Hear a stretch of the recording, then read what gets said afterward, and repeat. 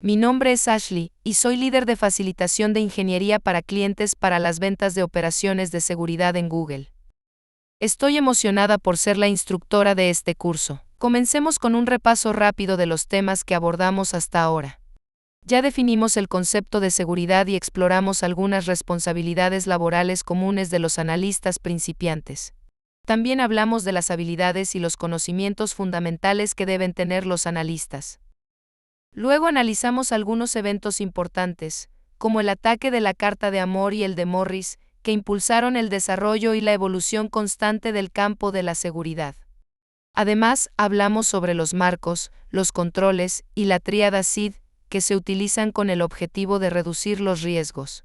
En este curso explicaremos el enfoque de los 8 dominios de seguridad de los profesionales certificados en seguridad de sistemas de información, también conocidos como CISSP por sus siglas en inglés. También analizaremos con más detalle los marcos y los controles de seguridad. Y nos enfocaremos en el marco de gestión de riesgos del Instituto Nacional de Estándares y Tecnología. Además abordaremos las auditorías de seguridad y los elementos de las auditorías internas. Luego presentaré algunas herramientas de seguridad básicas, y tendrás la oportunidad de explorar cómo usar herramientas de seguridad para proteger los activos y los datos contra amenazas, riesgos y vulnerabilidades.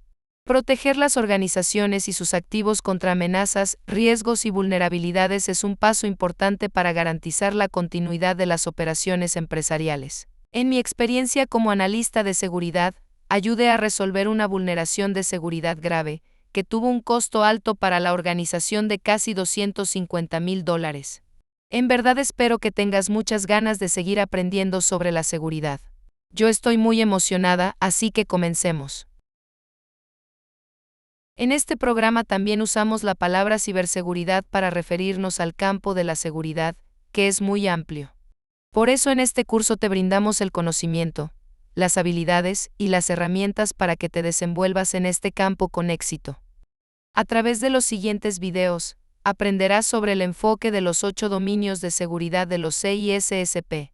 Luego analizaremos con más detalle las amenazas, los riesgos y las vulnerabilidades. También hablaremos sobre las 3 capas de la web, y veremos algunos ejemplos para ayudarte a comprender los diferentes tipos de ataques que examinaremos a lo largo del programa. Y por último vamos a examinar cómo gestionar los riesgos mediante el marco de gestión de riesgos del Instituto Nacional de Estándares y Tecnología, también conocido como NIST por sus siglas en inglés. Estos temas y las habilidades técnicas relacionadas con ellos son conocimientos básicos en el campo de la seguridad. Por lo tanto, seguir ampliando tu comprensión sobre ellos te ayudará a mitigar y gestionar los riesgos y las amenazas que deben enfrentar las organizaciones todos los días. En el siguiente video analizaremos más a fondo el enfoque de los 8 dominios de seguridad que se presentaron en el primer curso. Aquí estamos de nuevo.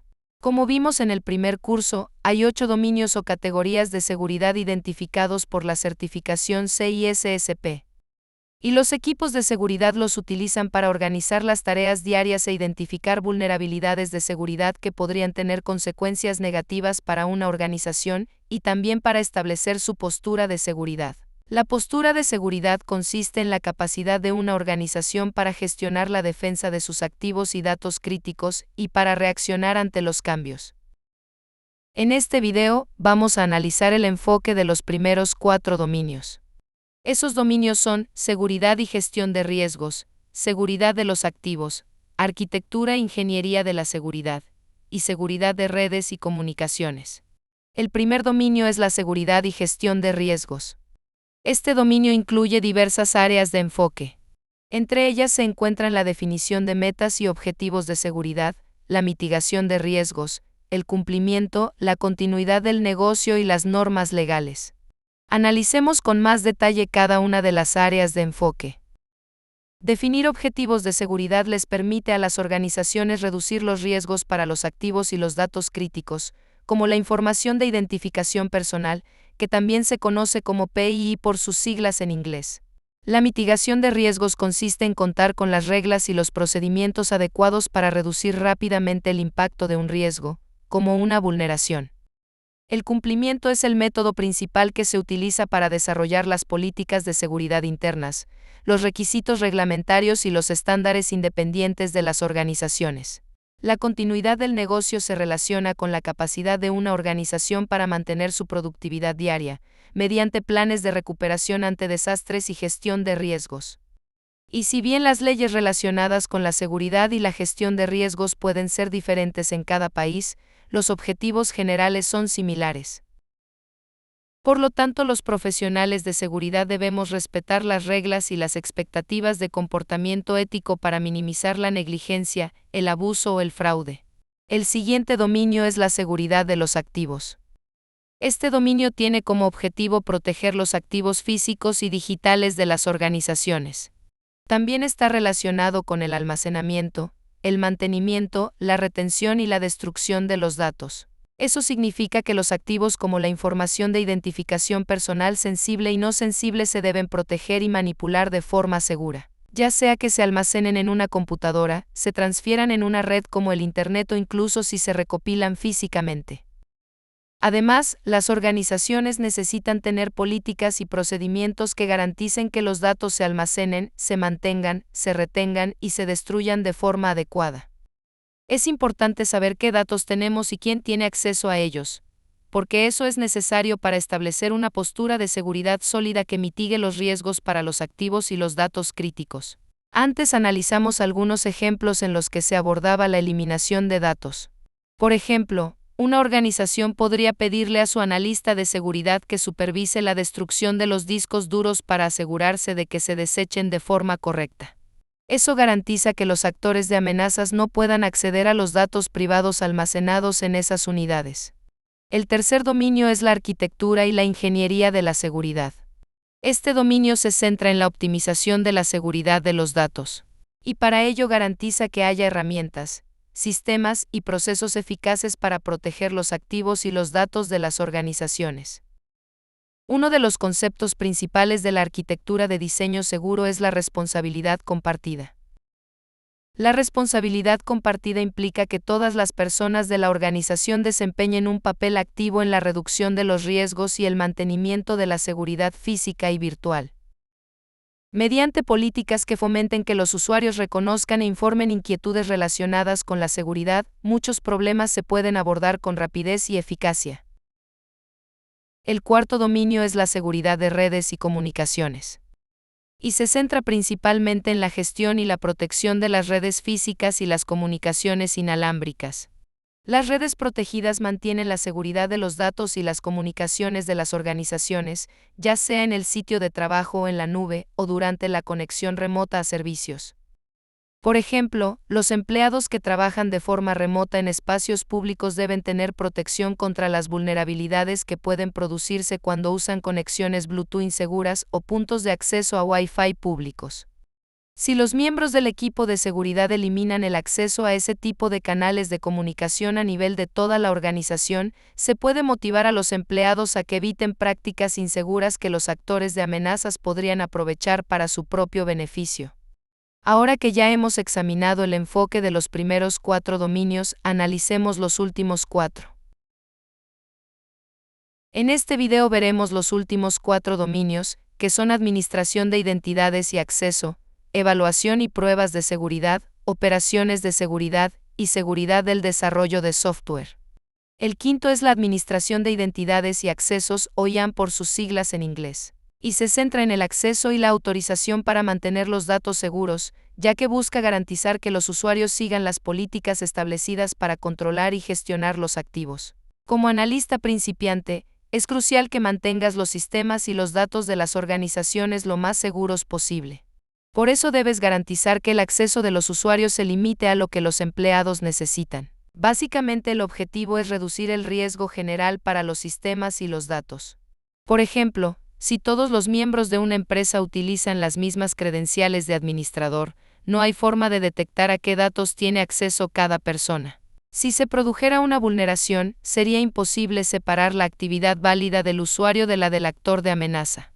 La IAM tiene 4 componentes principales. La identificación consiste en que un usuario verifique quién es mediante un nombre de usuario, una tarjeta de acceso o datos biométricos como su huella digital. La autenticación es el proceso de verificación que permite demostrar la identidad de una persona, como cuando se ingresa una contraseña o un PIN. La autorización se realiza después de que se confirma la identidad del usuario y se relaciona con su nivel de acceso, que depende del rol que tenga en la organización. Y la responsabilidad consiste en monitorear y registrar las acciones de los usuarios para comprobar que los sistemas y los datos se usen correctamente. El sexto dominio es la evaluación y las pruebas de seguridad. Este dominio se centra en realizar pruebas de control de seguridad, recopilar y analizar datos, y hacer auditorías de seguridad para monitorear los riesgos, las amenazas y las vulnerabilidades. Las pruebas de control de seguridad pueden ayudar a las organizaciones a identificar mejores formas de mitigar las amenazas, los riesgos y las vulnerabilidades. Eso implica analizar las metas y los objetivos de la organización y evaluar si los controles que se utilizan realmente cumplen esas metas. Recopilar y analizar datos de seguridad regularmente también ayuda a prevenir amenazas y riesgos. Los analistas pueden utilizar informes de examinación de seguridad y evaluaciones de pruebas de control de seguridad para mejorar los controles actuales o implementar controles nuevos. Por ejemplo, se implementa un control nuevo si se incorpora la autenticación de múltiples factores, lo que permitiría proteger mejor a la organización de posibles amenazas y riesgos. Ahora vamos a analizar el dominio de operaciones de seguridad. Básicamente, el dominio de operaciones de seguridad consiste en realizar investigaciones e implementar medidas preventivas. Las investigaciones comienzan una vez que se identifica un incidente de seguridad. Para este proceso es crucial actuar con prontitud para poder minimizar los riesgos potenciales para la organización. En el caso de que haya un ataque activo, es fundamental mitigarlo y evitar que se agrave aún más, para garantizar que la información privada esté protegida de los actores de amenazas. Una vez que se haya neutralizado la amenaza, se iniciará la recopilación de pruebas digitales y físicas para llevar a cabo una investigación forense. Es importante realizar una investigación forense digital para poder identificar cuándo, cómo y por qué ocurrió la vulneración. Eso ayuda a los equipos de seguridad a determinar áreas de mejora y medidas preventivas que se pueden tomar para mitigar ataques en el futuro. El octavo y último dominio es la seguridad del desarrollo de software. Este dominio se centra en el uso de prácticas de codificación segura. Como recordarás, las prácticas de codificación segura son pautas recomendadas que se deben utilizar para crear aplicaciones y servicios seguros. El ciclo de vida del desarrollo de software es un proceso eficaz que utilizan los equipos para crear rápidamente productos y funciones de software. En este proceso, la seguridad es un paso adicional. Si nos aseguramos de que cada fase del ciclo de vida del desarrollo de software pase por revisiones de seguridad, la seguridad se puede integrar por completo en el producto de software. Por ejemplo, es importante realizar una revisión de diseño seguro en la fase de diseño, hacer revisiones de código seguro en las fases de desarrollo y prueba, y realizar pruebas de penetración en las fases de despliegue e implementación, porque eso garantiza que la seguridad se integre en el producto de software en cada paso. Eso mantiene el software seguro y los datos sensibles protegidos y mitiga riesgos innecesarios para las organizaciones. Conocer estos dominios puede ayudarte a comprender mejor cómo se usan para optimizar la seguridad general de una organización y a entender el papel fundamental de los equipos de seguridad.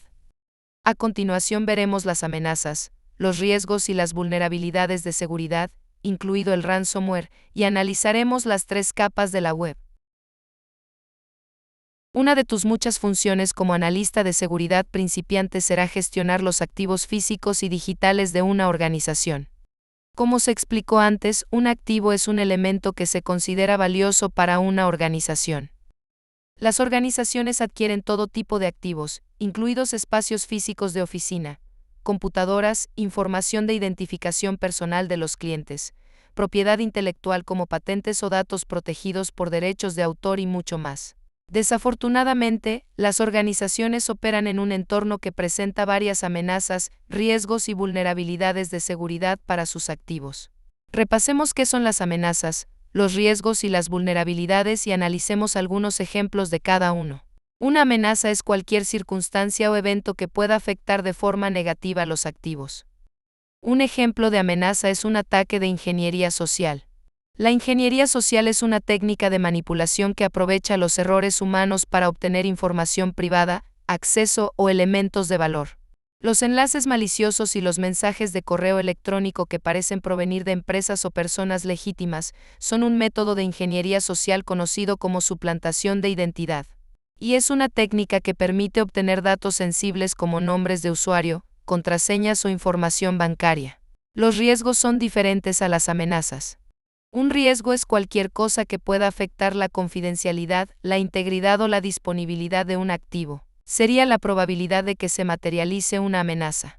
Un ejemplo de un riesgo para una organización podría ser la falta de protocolos de copias de seguridad que garantizan que la información almacenada se pueda recuperar en caso de un accidente o un incidente de seguridad. Las organizaciones suelen clasificar los riesgos en los niveles bajo, medio y alto, según las posibles amenazas y el valor de los activos. Un activo de riesgo bajo es información que no dañaría la reputación de la organización ni las operaciones en curso, y que no causaría daños financieros si estuviera en manos de atacantes malintencionados. Un ejemplo podría ser el contenido de un sitio web o datos de investigaciones que ya se publicaron.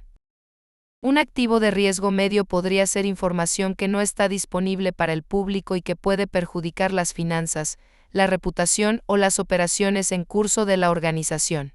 Por ejemplo, la divulgación anticipada de las ganancias trimestrales de una empresa podría afectar el valor de sus acciones.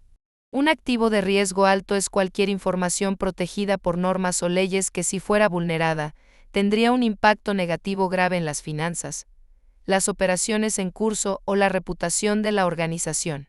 Un ejemplo serían los activos filtrados con información de identificación personal sensible y no sensible o propiedad intelectual. Ahora hablemos sobre las vulnerabilidades. Una vulnerabilidad es una debilidad que una amenaza podría aprovechar. Y creo que es muy importante destacar que para que exista un riesgo debe haber una vulnerabilidad y también una amenaza. Una vulnerabilidad podría ser un cortafuegos, un software o una aplicación obsoletos, contraseñas débiles o datos sensibles que no están protegidos. Las personas también pueden considerarse una vulnerabilidad. Las acciones de las personas pueden tener un impacto importante en la red interna de una organización. Mantener la seguridad debe ser un esfuerzo conjunto que incluya tanto a los clientes como a los proveedores externos y a los empleados. Por eso los analistas principiantes deben capacitar a las personas para que sean más responsables con la seguridad. Por ejemplo, enseñarles a identificar un correo de suplantación de identidad es un gran punto de partida. Usar tarjetas para otorgar acceso a los empleados a ciertos espacios físicos y restringir el ingreso de visitantes externos es otra medida útil. Las organizaciones deben mejorar continuamente sus medidas de identificación y mitigación de vulnerabilidades para poder minimizar las amenazas y los riesgos. Para apoyar este objetivo, los analistas principiantes pueden pedirles a los empleados que informen cualquier actividad sospechosa, y pueden monitorear y registrar el acceso de los empleados a los activos críticos.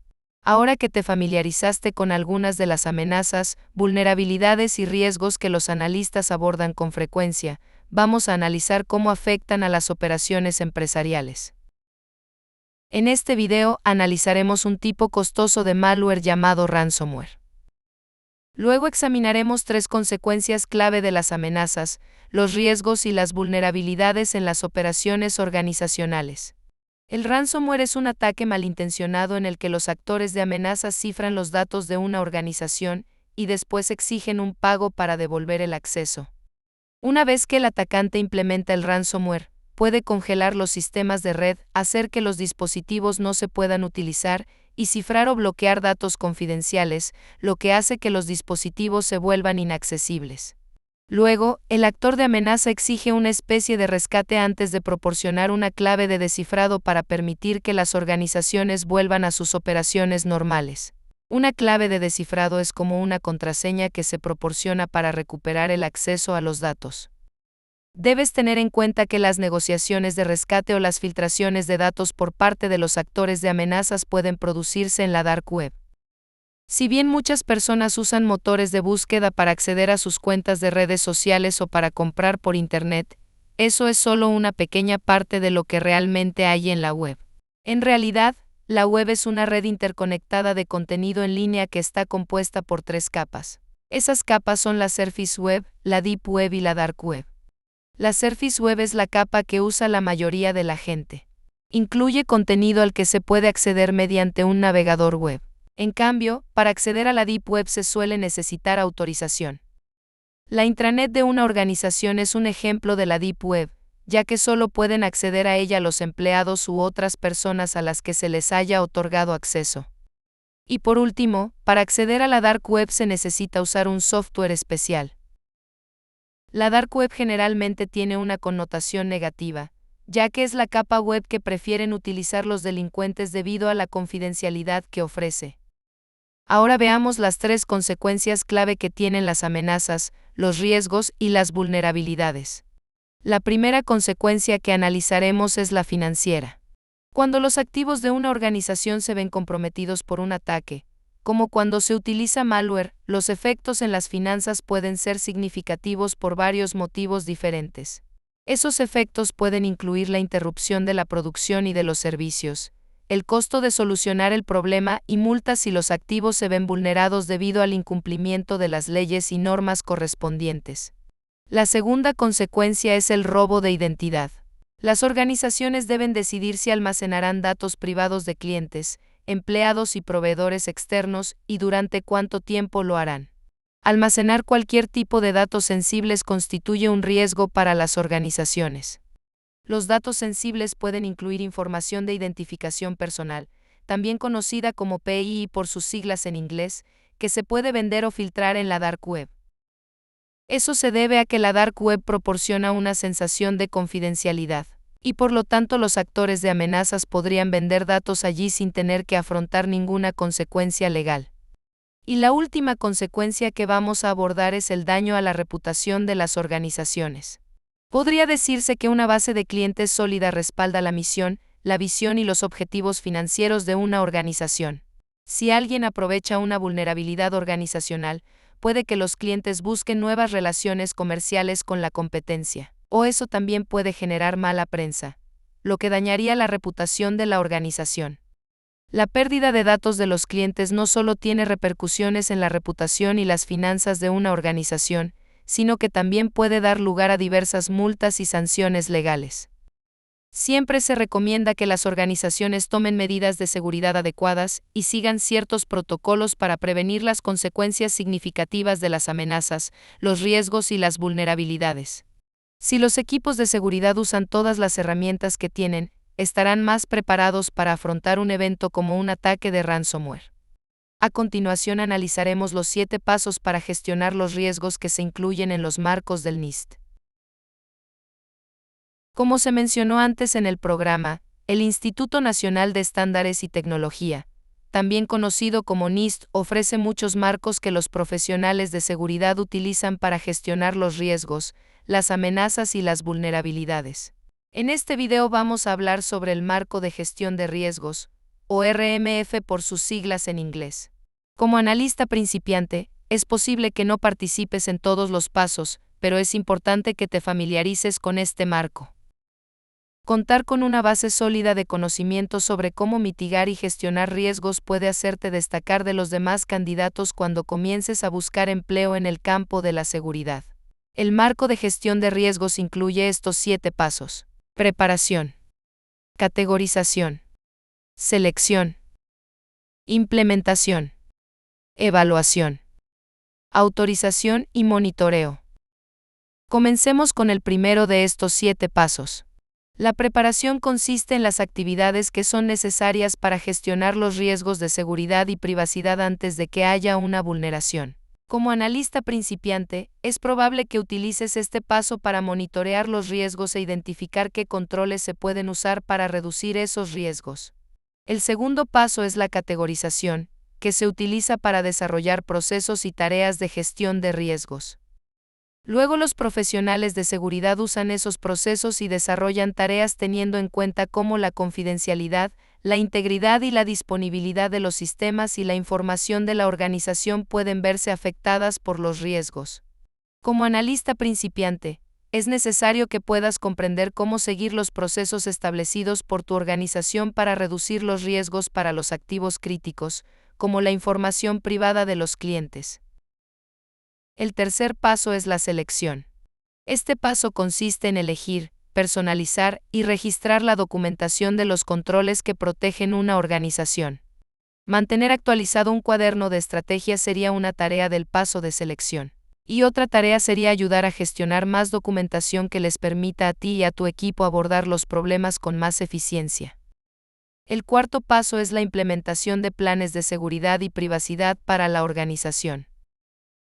Contar con planes que sean eficaces es fundamental para minimizar el impacto de los riesgos de seguridad recurrentes.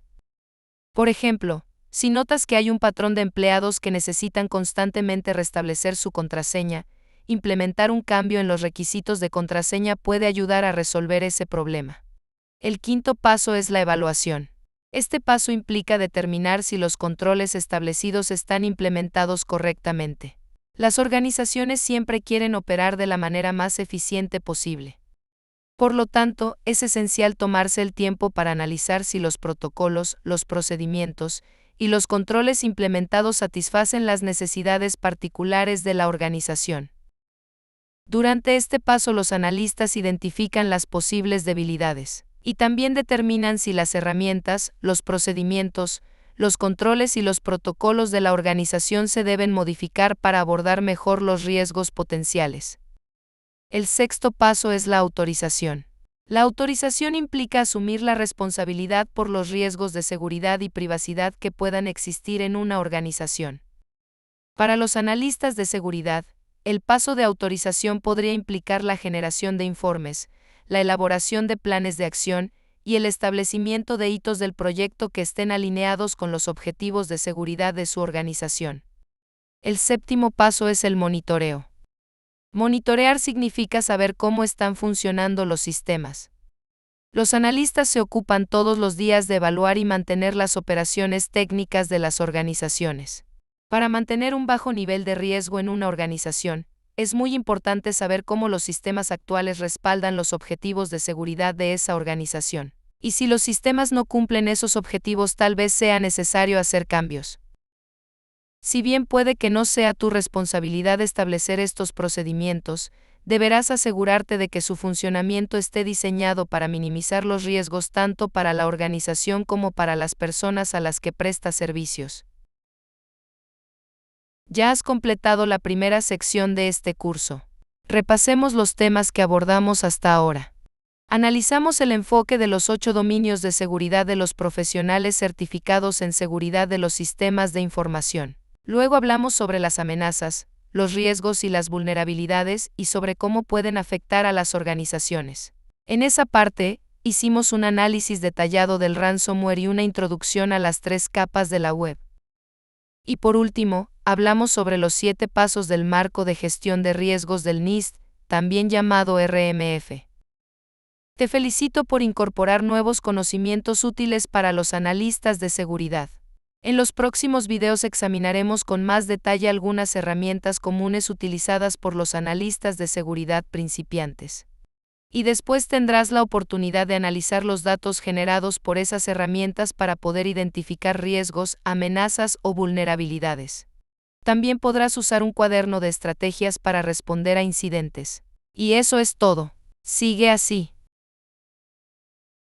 Aquí estamos de nuevo. Tu trabajo como analista de seguridad no se trata solo de mantener la seguridad de las organizaciones. Tu papel es más importante, porque también ayudas a mantener seguras a las personas. Las vulneraciones que afectan los datos de los clientes, los proveedores y los empleados pueden causar daños significativos en la estabilidad financiera y la reputación de las personas. Las tareas diarias de los analistas ayudan a mantener la seguridad de las personas y las organizaciones. En esta sección del curso analizaremos los marcos de seguridad, los controles y los principios de diseño con más detalle, y veremos cómo se pueden aplicar a las auditorías de seguridad para ayudar a proteger a las organizaciones y a las personas. Mantener la confidencialidad de la información de los clientes es una parte crucial de mi trabajo diario en Google, y el marco de ciberseguridad del NIST desempeña un papel importante en eso. El marco garantiza el cumplimiento normativo y la protección de las herramientas del cliente y los dispositivos de trabajo personales mediante controles de seguridad. Es hora de entrar al mundo de los marcos y controles de seguridad. Empecemos.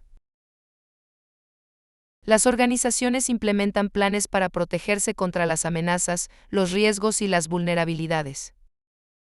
Sin embargo, los requisitos que se usan para proteger a las organizaciones y a las personas suelen coincidir.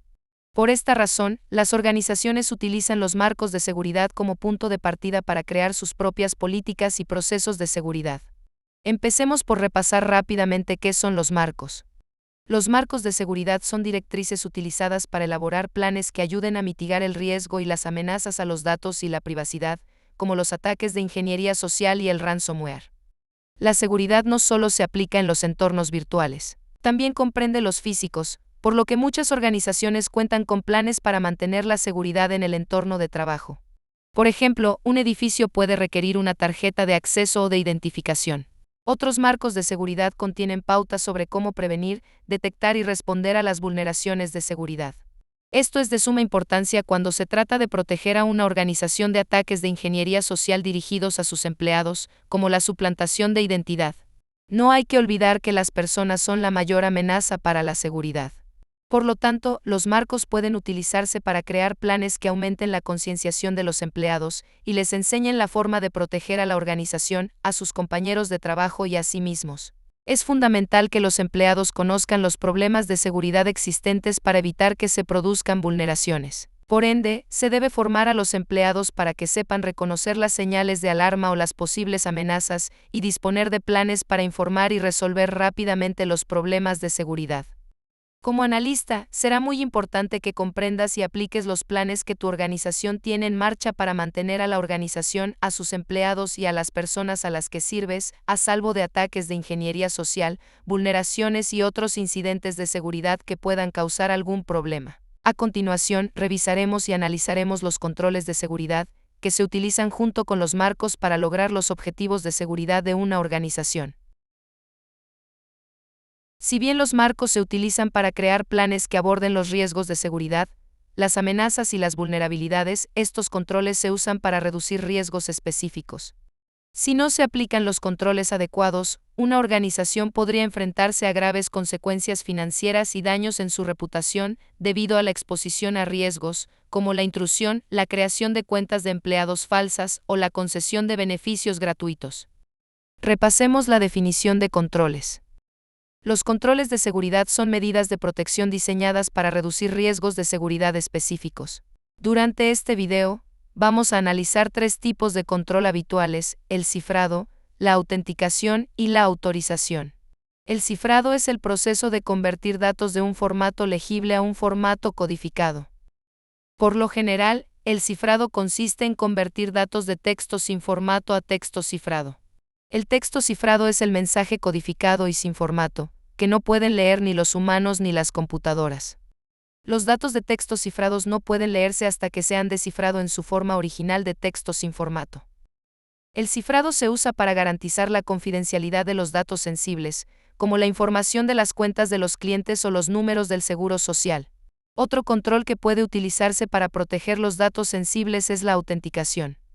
En resumen, la autenticación es el proceso de verificar la identidad de una persona o cosa. Un ejemplo claro de autenticación es acceder a un sitio web con un nombre de usuario y una contraseña. Este método básico de autenticación permite demostrar que tú sabes el nombre de usuario y la contraseña, y que se te debe permitir el acceso al sitio web. También existen otros métodos de autenticación más avanzados, como por ejemplo la autenticación de múltiples factores o AMF, que obligan al usuario a demostrar que es quien dice ser. Para ello, se requiere una contraseña y una forma adicional de autenticación, como un código de seguridad o datos biométricos, como huellas digitales, voz o escaneo facial. Los datos biométricos son características físicas únicas que se usan para verificar la identidad de una persona. Como ejemplos de datos biométricos cabe citar la huella digital, el escáner ocular o el de la palma de la mano. Sin embargo, los datos biométricos pueden ser vulnerados por la suplantación telefónica de identidad.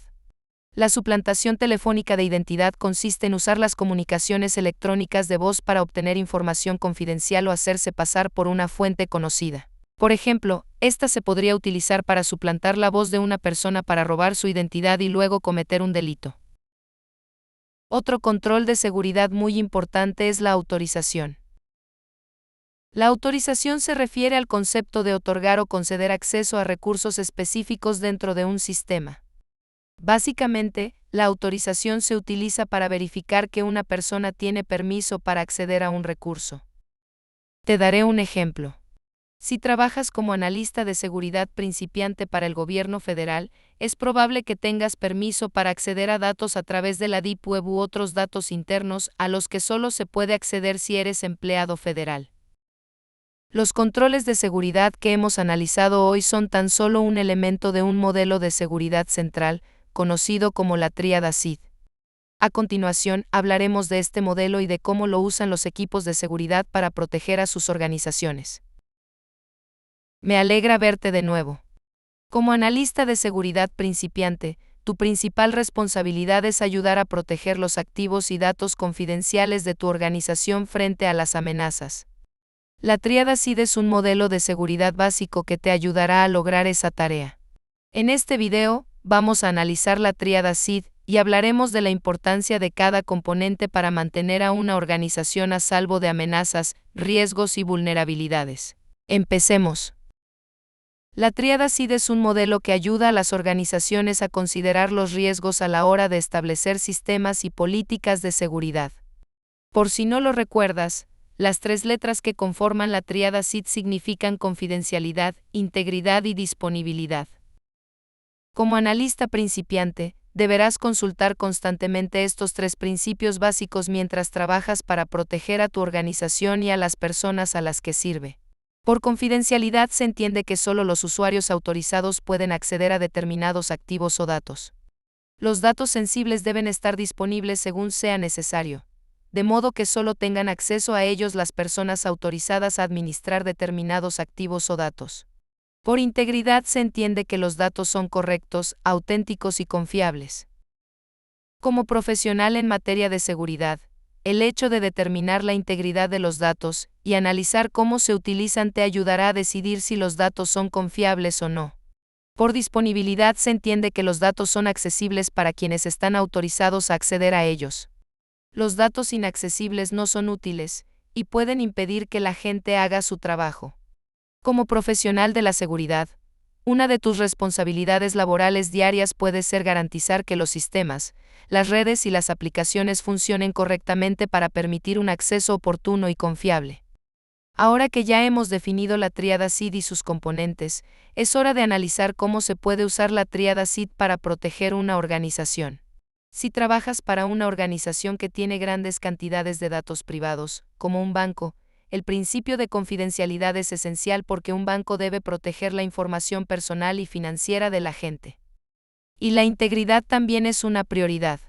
Por ejemplo, si los hábitos de gasto o la ubicación de las compras de una persona cambian drásticamente, es probable que el banco inhabilite el acceso a la cuenta hasta que pueda verificar que el titular de la tarjeta es quien está realizando la compra y no un actor de amenaza. Y la disponibilidad también es fundamental. Los bancos se esfuerzan mucho por garantizar que los usuarios puedan acceder fácilmente a la información de sus cuentas en Internet.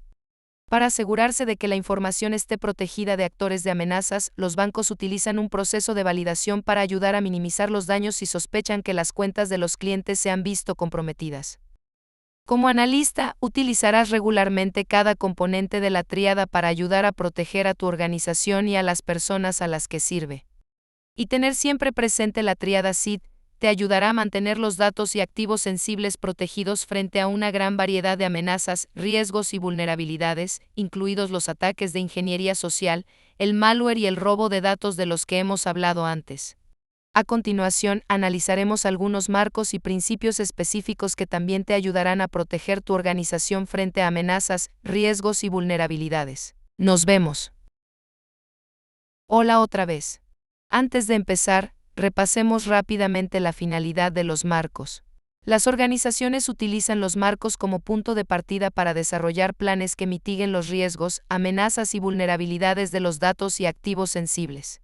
Y afortunadamente, existen organizaciones en todo el mundo que crean marcos que los profesionales de la seguridad pueden utilizar para desarrollar esos planes. En este video, vamos a hablar de dos de los marcos del Instituto Nacional de Estándares y Tecnología, o NIST por sus siglas en inglés, que pueden respaldar los esfuerzos continuos de seguridad de todo tipo de organizaciones, incluidas las empresas con ánimo de lucro y sin ánimo de lucro, así como también los organismos gubernamentales. Y si bien el NIST es una organización con sede en los Estados Unidos, sus orientaciones pueden ayudar a analistas de todo el mundo a entender cómo aplicar prácticas esenciales de ciberseguridad. Un marco del NIST que veremos en el programa es el Marco de Ciberseguridad del NIST, o CSF por sus siglas en inglés. El CSF es un marco voluntario que consta de normas, directrices y buenas prácticas para gestionar los riesgos de ciberseguridad. Este marco es ampliamente respetado y esencial para mantener la seguridad, sin importar la organización para la que trabajes. El CSF consta de 5 importantes funciones básicas. Estas funciones son identificar, proteger, detectar, responder y recuperar.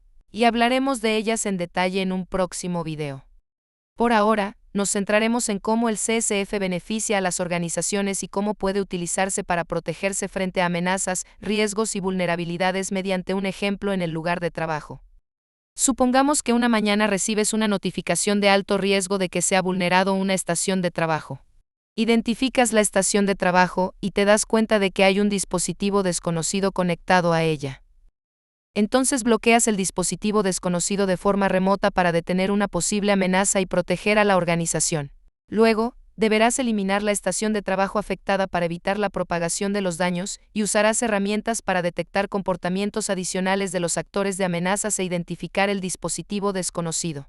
Lo que debes hacer es investigar el incidente para determinar quién utilizó el dispositivo desconocido, cómo se produjo la amenaza, qué se vio afectado y dónde se originó el ataque. En este caso, supondremos que un empleado estaba cargando su teléfono con el virus a través de un puerto USB de la computadora portátil del trabajo. Por lo tanto, es tu responsabilidad hacer todo lo posible para recuperar los archivos o datos afectados y corregir los daños causados por la amenaza en la propia estación de trabajo. Como se demuestra en el ejemplo anterior, las funciones básicas del marco de ciberseguridad del NIST proporcionan orientación y directrices específicas para los profesionales de la seguridad. Este marco se usa para elaborar planes que permitan gestionar un incidente de forma adecuada y rápida para reducir el riesgo, proteger a una organización frente a una amenaza y mitigar cualquier posible vulnerabilidad. El marco de ciberseguridad del NIST también se extiende a la protección del Gobierno Federal de los Estados Unidos, con la publicación especial del NIST, OSP 800-53. Esta proporciona un marco unificado para proteger la seguridad de los sistemas de información de la Administración Federal, incluidos los sistemas suministrados por empresas privadas para uso de la Administración Federal. Los controles de seguridad proporcionados por este marco se utilizan para mantener los principios de la tríada SID en aquellos sistemas que utiliza el gobierno. ¿No es increíble cómo funcionan juntos todos estos marcos y controles? En este video hemos tratado algunos temas de seguridad realmente importantes que te serán muy útiles a medida que continúes tu carrera en el ámbito de la seguridad, porque son elementos fundamentales de la profesión de la seguridad.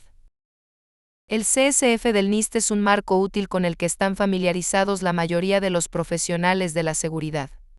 Y la realidad es que es esencial conocer la publicación especial número 800-53 del NIST si te interesa trabajar para el gobierno federal de los Estados Unidos.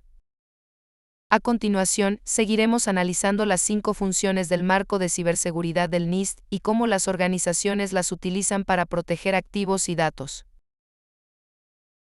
Hola de nuevo. Me alegra que estés aquí.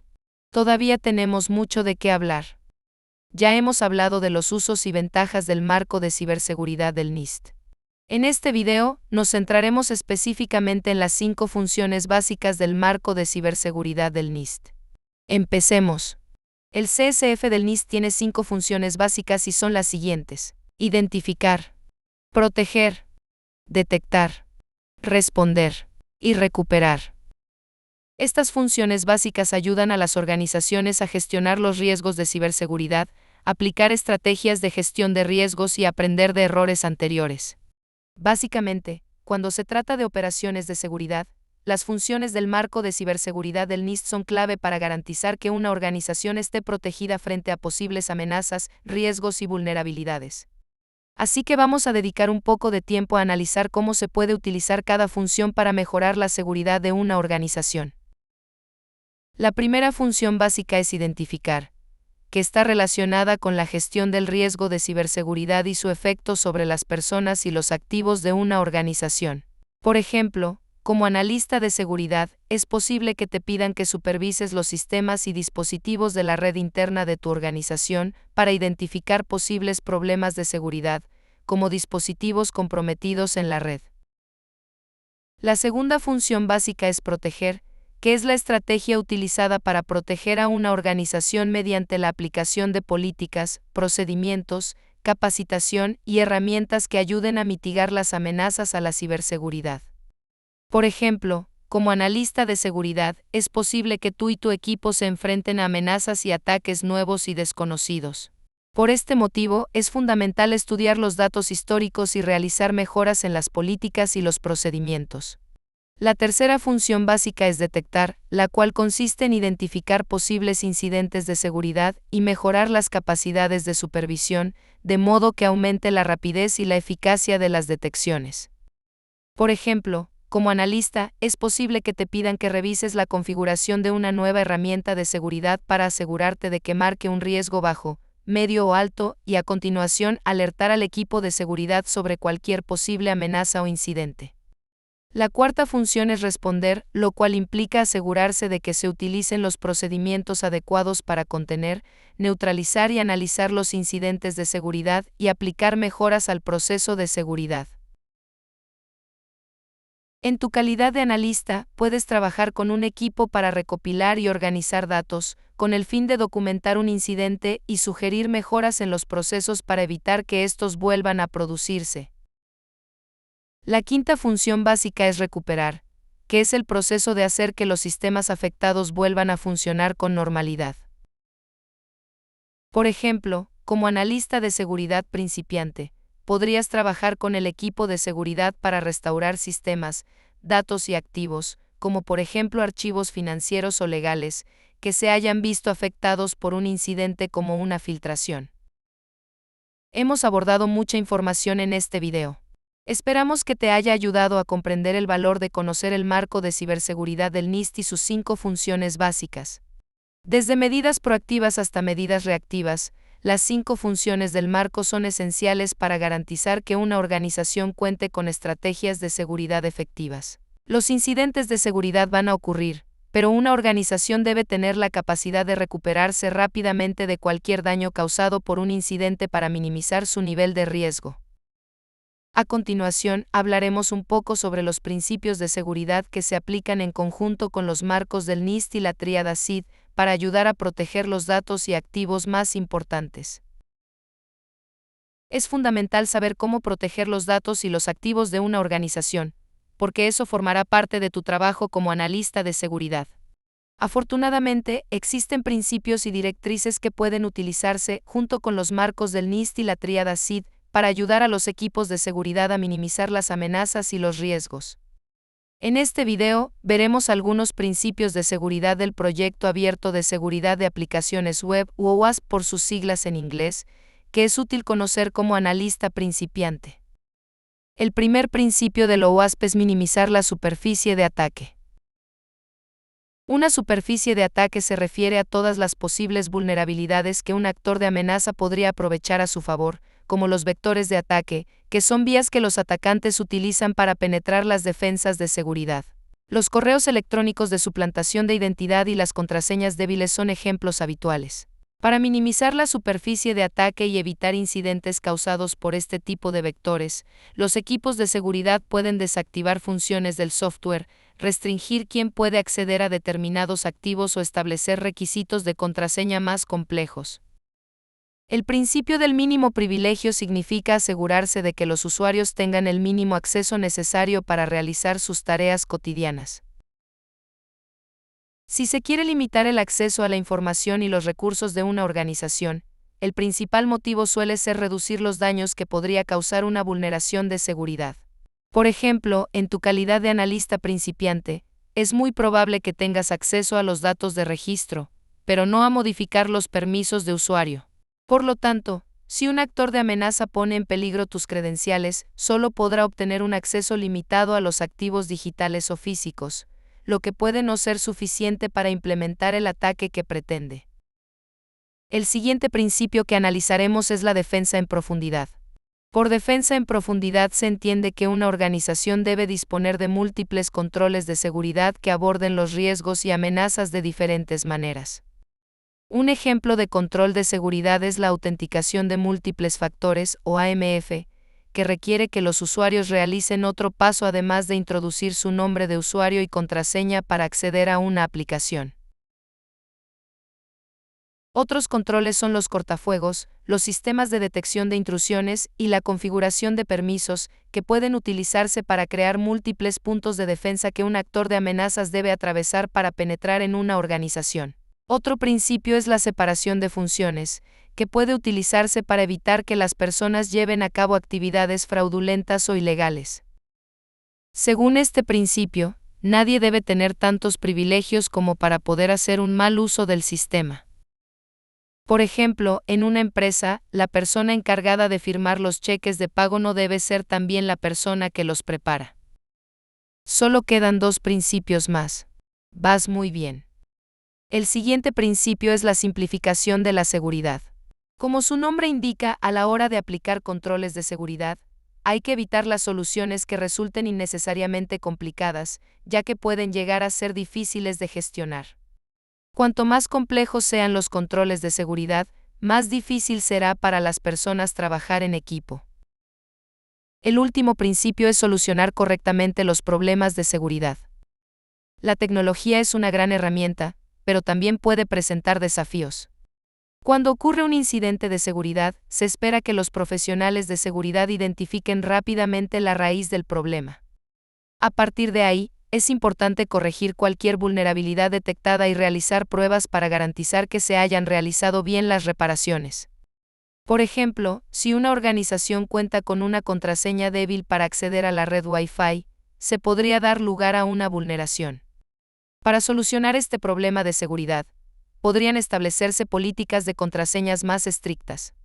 Sé que hemos visto mucha información, pero comprender estos principios aumenta tus conocimientos generales sobre seguridad y puede ayudarte a destacar como profesional de la seguridad. Ahora que ya hemos tratado los distintos marcos, controles, principios de seguridad y normativas de cumplimiento, la pregunta es, ¿cómo funcionan todos estos juntos? La respuesta a esa pregunta es realizando auditorías de seguridad. Una auditoría de seguridad es una revisión de los controles, políticas y procedimientos de seguridad de una organización con respecto a un conjunto de expectativas. Existen 2 tipos principales de auditorías de seguridad, las externas y las internas. Nos centraremos en las auditorías internas de seguridad, porque son el tipo de auditorías a las que se puede pedir que contribuyan los analistas principiantes. Por lo general, una auditoría interna de seguridad la lleva a cabo un equipo de personas que podrían ser el responsable de cumplimiento normativo de una organización, el director de seguridad y otros miembros del equipo de seguridad. Las auditorías internas de seguridad se usan para ayudar a mejorar la postura de seguridad de una organización y ayudar a las organizaciones a evitar multas de los organismos gubernamentales debido a la falta de cumplimiento. Las auditorías internas de seguridad ayudan a los equipos de seguridad a identificar los riesgos de la organización, evaluar los controles y corregir los problemas de cumplimiento. Ahora que hemos comentado la finalidad de las auditorías internas, repasemos algunos de sus elementos más comunes. Estos son establecer el alcance y los objetivos de la auditoría, realizar una evaluación de riesgos de los activos de la organización, completar una evaluación de controles, evaluar el cumplimiento y comunicar los resultados a las partes interesadas. En este video abordaremos los 2 primeros elementos, es decir, establecer el alcance y los objetivos y realizar una evaluación de riesgos, ya que forman parte de la planificación de la auditoría. El alcance se refiere a los criterios específicos de una auditoría interna de seguridad. El alcance requiere que las organizaciones identifiquen a las personas, los activos, las políticas, los procedimientos y las tecnologías que podrían afectar a la postura de seguridad de una organización. Las metas son un resumen de los objetivos de seguridad de la organización, o de lo que ésta quiere lograr para mejorar su postura de seguridad.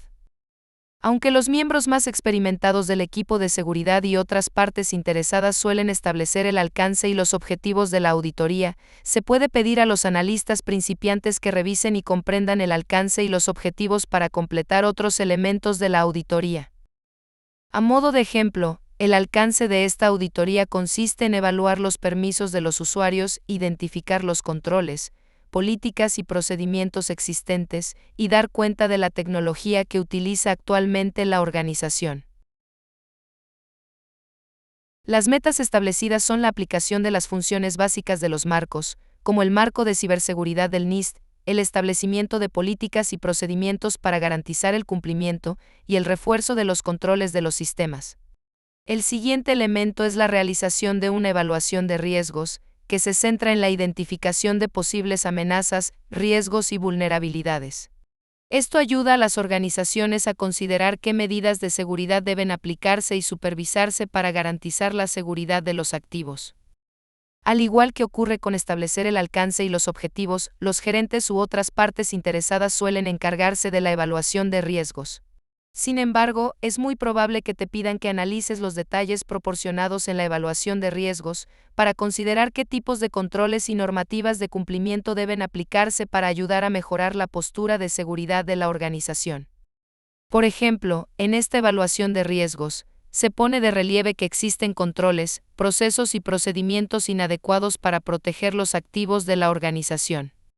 En concreto, se observa una falta de gestión adecuada de los activos físicos y digitales, incluidos los equipos de los empleados. El equipo utilizado para almacenar datos no cuenta con la seguridad adecuada, y es probable que el acceso a la información privada almacenada en la red interna de la organización necesite controles más estrictos. Ahora que ya hemos hablado de los elementos iniciales de planificación de una auditoría interna de seguridad, nos centraremos en los tres últimos. Anteriormente, hablamos de los elementos de planificación inicial de una auditoría interna de seguridad.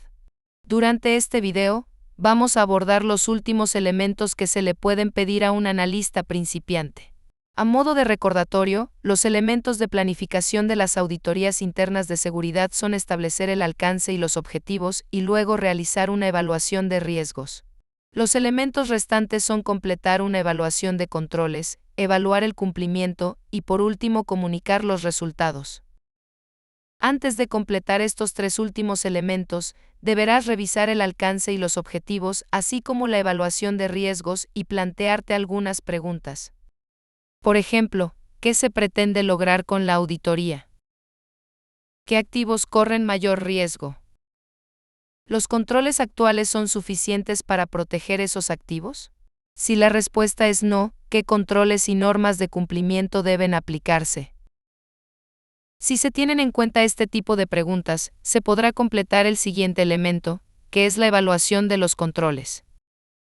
Una evaluación de los controles implica examinar detenidamente los activos existentes de una organización y luego evaluar los posibles riesgos para esos activos, con el objetivo de garantizar la eficacia de los controles y los procesos internos. Para ello, los analistas principiantes podrían encargarse de clasificar los controles en las siguientes categorías: controles administrativos, controles técnicos y controles físicos. Los controles administrativos están relacionados con el componente humano de la ciberseguridad. Se trata de políticas y procedimientos que definen la forma en que una organización gestiona los datos, como la aplicación de políticas de contraseñas. Los controles técnicos son soluciones de hardware y software utilizadas para proteger los activos, como el uso de sistemas de detección de intrusiones, o IDS por sus siglas en inglés, y el cifrado.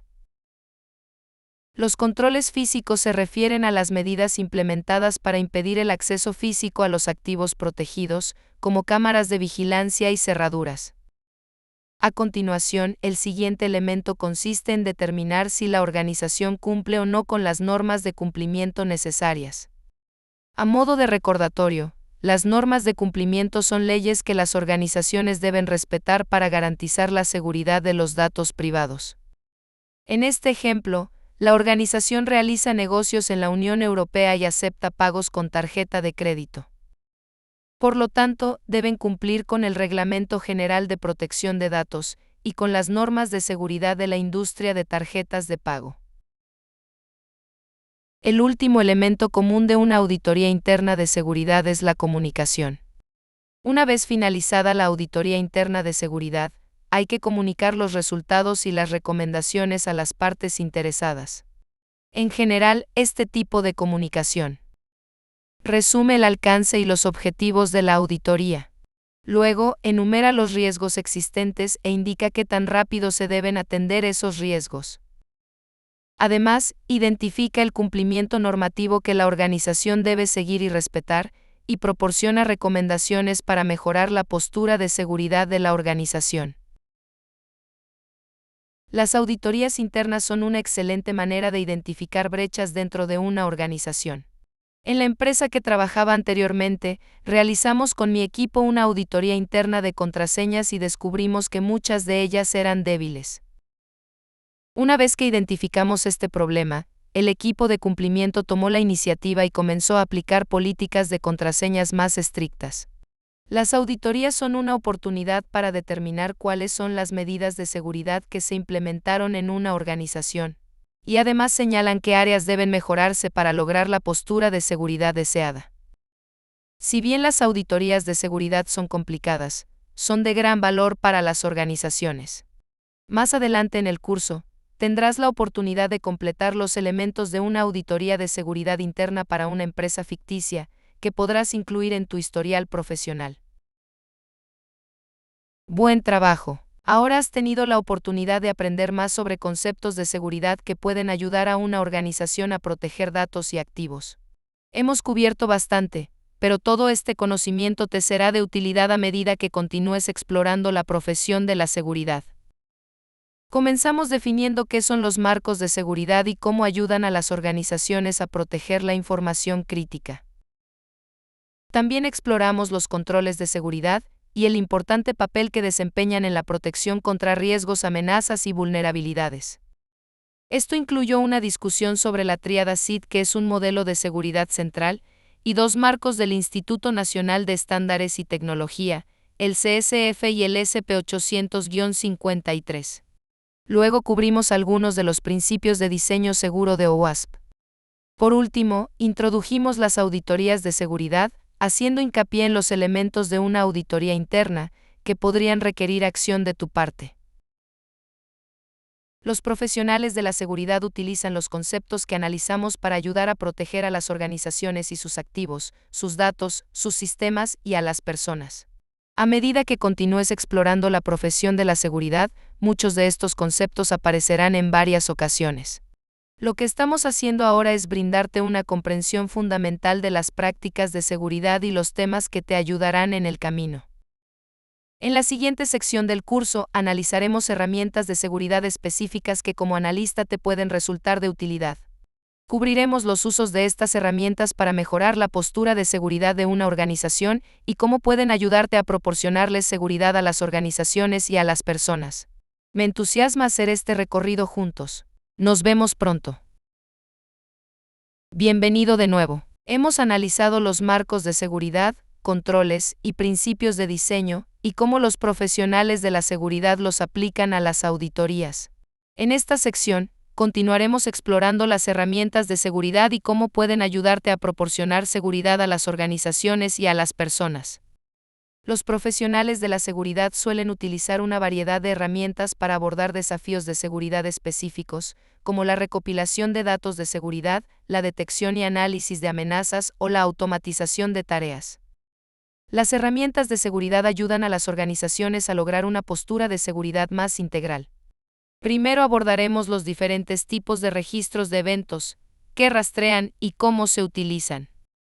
Luego exploraremos la administración de eventos e información de seguridad, o también conocido como tablero SIEM por sus siglas en inglés. Y por último discutiremos las herramientas SIEM que se utilizan en la industria. Comencemos. Una de las responsabilidades como analista de seguridad puede ser el análisis de registro de datos, para reducir y gestionar amenazas, riesgos y vulnerabilidades. Recordemos que un historial de log es esencialmente un registro de los eventos que ocurren dentro de los sistemas y las redes de una organización. Los analistas de seguridad acceden a una variedad de logs de diferentes fuentes. Los registros o logs provienen de fuentes como los registros de firewall, registros de red y registros del servidor. Exploremos cada una de estas fuentes de registros en profundidad.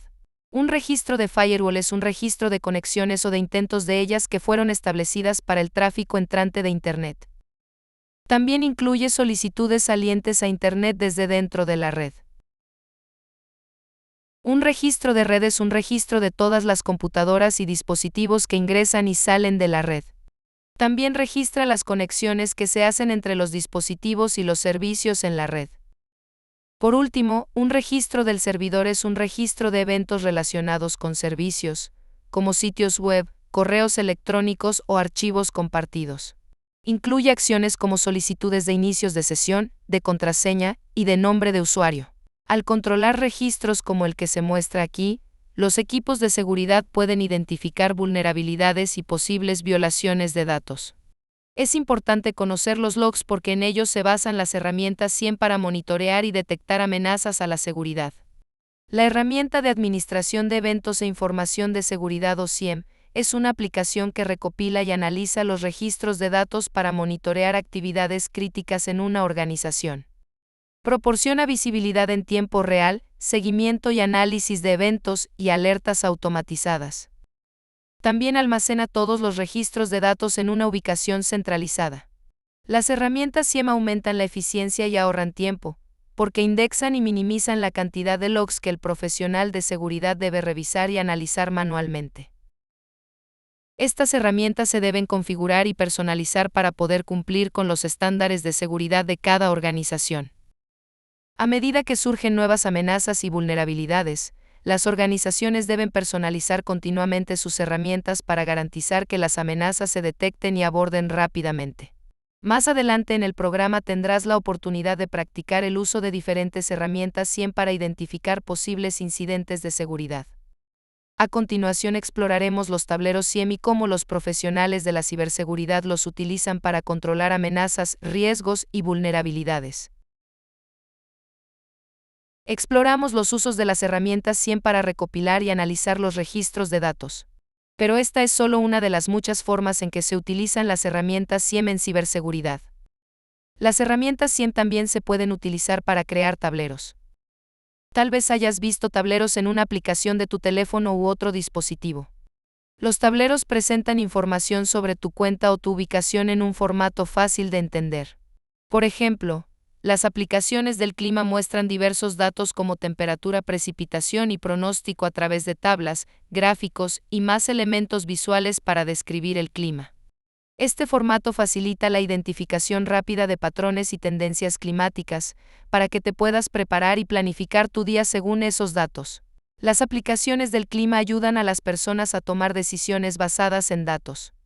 De una manera similar, los tableros SIEM ayudan a los analistas de seguridad a acceder de manera fácil y rápida a la información de seguridad de su organización en formato de gráficos o tablas. Por ejemplo, un analista de seguridad recibe una alerta sobre un intento de inicio de sesión sospechoso. El analista accede a su panel SIEM para recopilar información sobre esta alerta. Al utilizar el tablero, el analista de seguridad descubre que ha habido 500 intentos de inicio de sesión en la cuenta de Yamara, en un lapso de 5 minutos. También descubren que los intentos de inicio de sesión se realizaron desde ubicaciones geográficas fuera de la ubicación habitual de Yamara, y fuera de su horario laboral habitual. Al utilizar el tablero, el analista de seguridad rápidamente pudo revisar unas representaciones visuales de la línea temporal de los intentos de inicio de sesión, la ubicación y la hora exacta de la actividad. Seguido de eso determinó que la actividad sí era sospechosa. Además de proporcionar un resumen completo de los datos relacionados con la seguridad, los tableros SIEM también brindan diferentes métricas a las partes interesadas. Las métricas son atributos técnicos clave, como el tiempo de respuesta, la disponibilidad y la tasa de fallas, que se utilizan para evaluar el rendimiento de una aplicación de software. Los tableros SIEM se pueden personalizar para mostrar métricas específicas u otros datos que sean relevantes para diferentes miembros de una organización. Por ejemplo, un analista de seguridad puede crear un panel que muestre métricas para monitorear las operaciones comerciales diarias de la organización, como el volumen de tráfico de red entrante y saliente. Examinamos cómo los analistas de seguridad utilizan los paneles SIEM para ayudar a las organizaciones a mantener su postura de seguridad. Bien hecho. A continuación analizaremos algunas herramientas SIEM que se usan en la industria de la ciberseguridad. Nos vemos. Hola de nuevo. Anteriormente vimos cómo las herramientas SIEM ayudan a los analistas a monitorear los sistemas y detectar amenazas a la seguridad. En este video cubriremos algunas herramientas SIEM líderes en la industria, con las que probablemente te topes como analista de seguridad. Primero, analicemos los diferentes tipos de herramientas SIEM que están disponibles para las organizaciones, según las necesidades de seguridad que tengan. Las herramientas SIEM autoalojadas requieren que las organizaciones instalen, operen y mantengan la herramienta utilizando su propia infraestructura física, como por ejemplo la capacidad del servidor. Luego, la responsabilidad de administrar y mantener estas aplicaciones recae en el departamento de TI en lugar de un proveedor externo. Las herramientas SIEM autoalojadas son ideales cuando una organización debe mantener el control físico sobre datos que son confidenciales. Por otro lado, las herramientas SIEM alojadas en la nube son mantenidas y gestionadas por los proveedores de SIEM, lo que las hace accesibles a través de Internet. Las herramientas SIEM alojadas en la nube son ideales para organizaciones que no desean invertir en la creación y mantenimiento de su propia infraestructura. Las organizaciones también pueden optar por utilizar una combinación de herramientas SIEM autoalojadas que también son alojadas en la nube, lo que se conoce como una solución híbrida. Las organizaciones pueden elegir una solución SIEM híbrida para aprovechar los beneficios de la nube y al mismo tiempo mantener el control físico sobre los datos confidenciales. Splunk Enterprise, Splunk Cloud y Chronicle son herramientas SIEM comunes que muchas organizaciones utilizan, fundamentalmente para ayudar a proteger sus datos y sistemas. Primero discutiremos las herramientas Splunk. Splunk es una plataforma de análisis de datos y Splunk Enterprise proporciona soluciones SIEM. Splunk Enterprise es una herramienta autoalojada que se utiliza para retener, analizar y buscar los registros de datos de una organización para proporcionar información de seguridad y alertas en tiempo real. Splunk Cloud es una herramienta alojada en la nube que se utiliza para recopilar y monitorear registros de datos. Splunk Cloud es útil para organizaciones que ejecutan entornos híbridos o exclusivamente en la nube, donde algunos o todos los servicios de la organización se encuentran en la nube. Finalmente, está el Chronicle de Google. Chronicle es una herramienta nativa de la nube diseñada para retener, analizar y buscar datos. Chronicle proporciona monitoreo de logs y análisis y recopilación de datos. Las herramientas nativas de la nube son completamente mantenidas y administradas por el proveedor, al igual que las alojadas en la nube. Pero las herramientas nativas de la nube están diseñadas específicamente para aprovechar al máximo las capacidades de la computación en la nube, como la disponibilidad, la flexibilidad y la escalabilidad. Los actores de amenazas mejoran sus estrategias con frecuencia para comprometer la confidencialidad, integridad y disponibilidad de sus objetivos. Por eso es importante que las organizaciones utilicen una variedad de herramientas de seguridad para defenderse contra los ataques.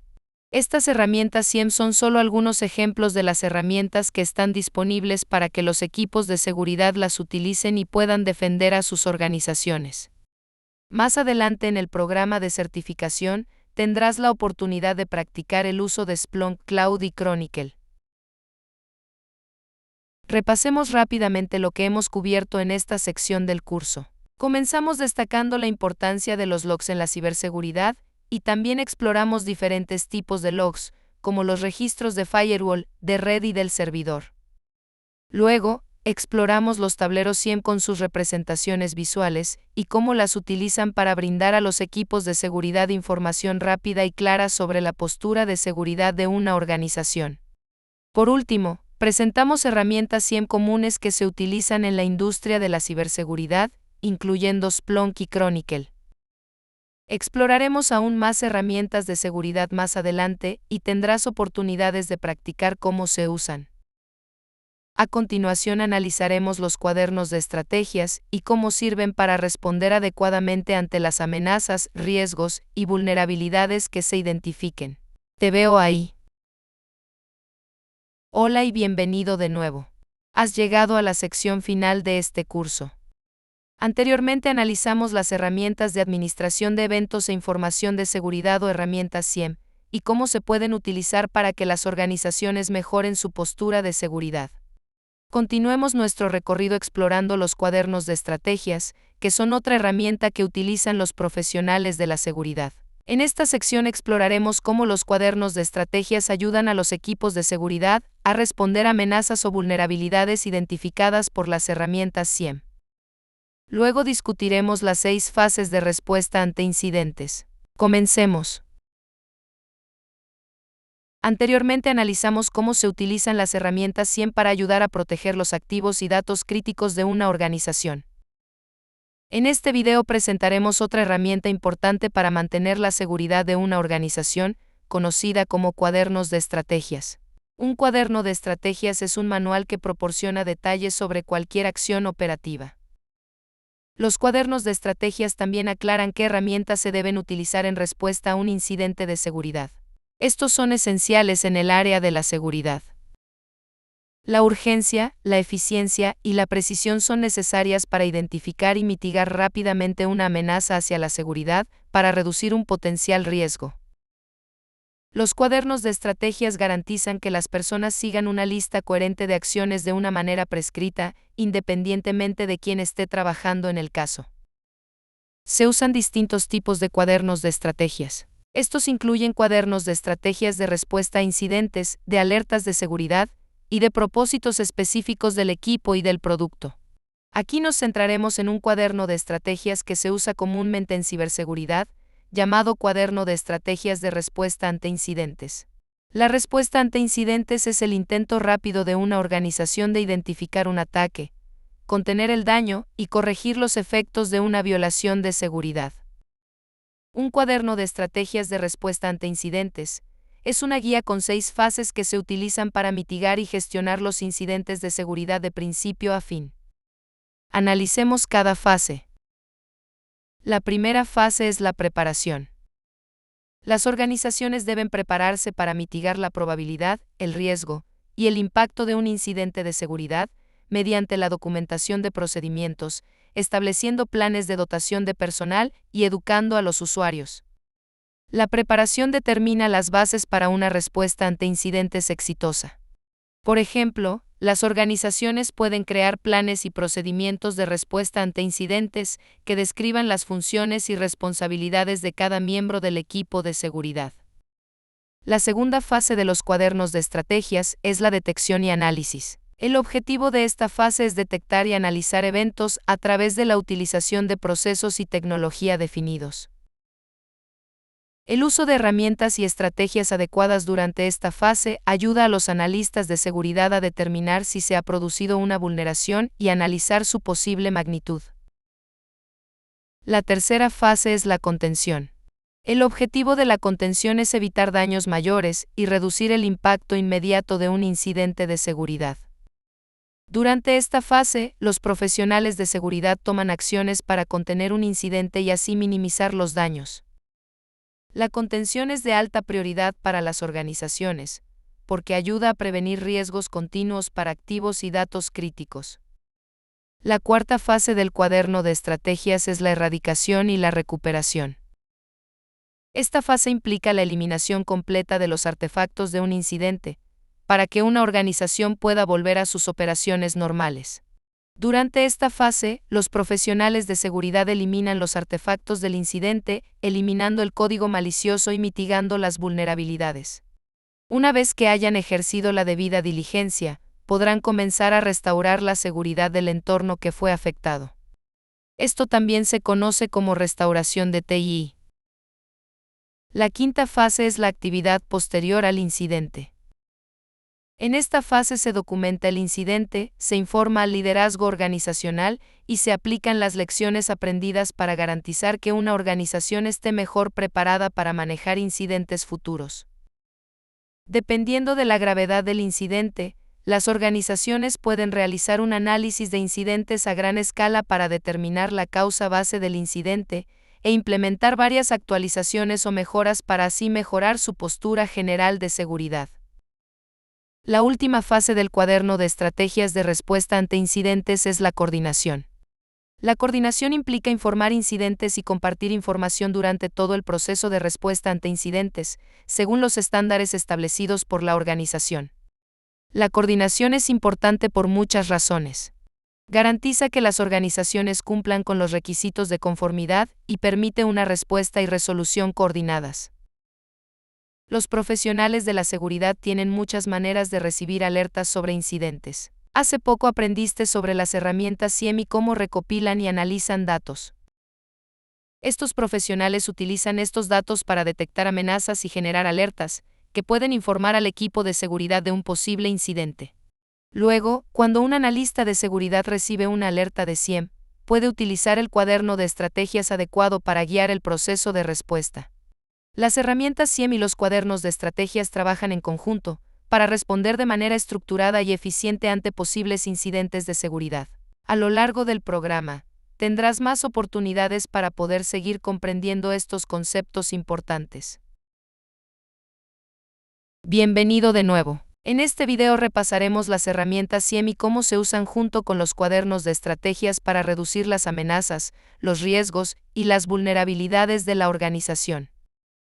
Un cuaderno de estrategias de respuesta ante incidentes es esencialmente una guía para mitigar los problemas con un mayor sentido de urgencia, y al mismo tiempo mantener la precisión. Los cuadernos de estrategias crean estructura, garantizan el cumplimiento y describen procesos de comunicación y documentación. Se pueden utilizar diferentes tipos de cuadernos de estrategias de respuesta ante incidentes según la situación. Por ejemplo, una organización puede tener cuadernos de estrategias específicos para abordar diferentes tipos de ataques. Estos pueden incluir ransomware, malware, denegación de servicio distribuida y muchos más. Primero examinemos cómo un analista de seguridad podría utilizar un cuaderno de estrategias para abordar una alerta de CIEM, como puede ser un posible ataque de malware. En esta situación, un cuaderno de estrategias es invaluable para guiar al analista a través de las acciones necesarias para abordar la alerta de manera adecuada. La primera acción del cuaderno de estrategias es evaluar la alerta. Esto significa que se debe determinar si la alerta es realmente válida, identificando el motivo por el cual el CIEM generó esa alerta, mediante el análisis de ingreso de datos y de las métricas relacionadas. Luego, el cuaderno de estrategias describe las acciones y herramientas a utilizar para contener el malware y reducir daños mayores. Daré un ejemplo.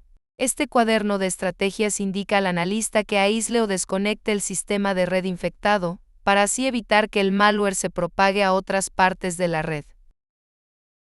Una vez que se contuvo el incidente, el paso 3 del cuaderno de estrategias describe distintas formas de eliminar todos los rastros del incidente y restaurar los sistemas afectados a sus operaciones normales. Por ejemplo, el cuaderno de estrategias podría indicarle al analista que restaure el sistema operativo afectado, y que luego restaure los datos afectados utilizando una copia de seguridad limpia que haya sido creada antes del brote de malware. Una vez resuelto el incidente, el paso 4 del cuaderno de estrategias provee instrucciones al analista para que realice diversas actividades posteriores al incidente, además de esfuerzos de coordinación con el equipo de seguridad. Algunas acciones incluyen crear un informe final para comunicar el incidente de seguridad a las partes interesadas.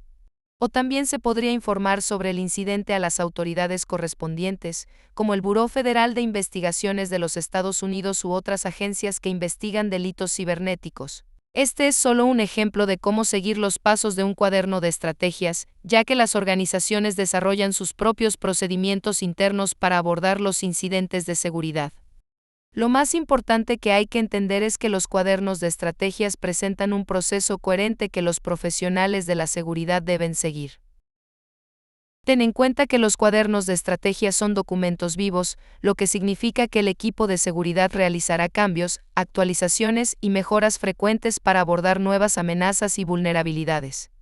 Además, las organizaciones tienen la capacidad de aprender de incidentes de seguridad pasados, para mejorar su postura de seguridad, perfeccionar políticas y procedimientos y reducir la probabilidad y el impacto de incidentes futuros. Luego actualizan sus cuadernos de estrategias según corresponda.